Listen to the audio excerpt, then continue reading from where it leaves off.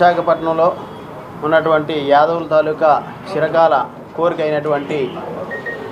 యాదవ్ భవన్ అనే భవనాన్ని కట్టుకోవాలని చెప్పేసి మరి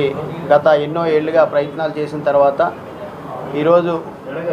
వైఎస్ జగన్మోహన్ రెడ్డి గారు ప్రభుత్వం వచ్చిన తర్వాత ఆయనకి ఈరోజు మరి మా మేయర్గా ఉన్నటువంటి గౌరవ శ్రీమతి గొలగాని హరివెంకట కుమారి గారు జిల్లా యాదవ సంఘం తాలూకా వాళ్ళకి రిప్రజెంటేషన్ మేరకు జగన్మోహన్ రెడ్డి గారు ఆలోచించి మరి గతంలో ఉన్నటువంటి సాయిరెడ్డి గారు కానీ సుబ్బారెడ్డి గారు కానీ మరి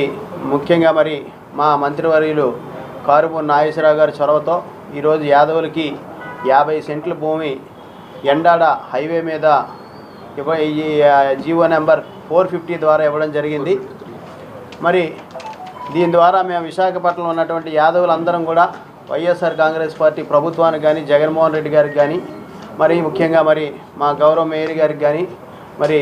ప్రత్యేకమైనటువంటి ధన్యవాదాలు తెలియజేసుకుంటూ భవిష్యత్తులో విశాఖ జిల్లాలో ఉన్నటువంటి యాదవులందరం కూడా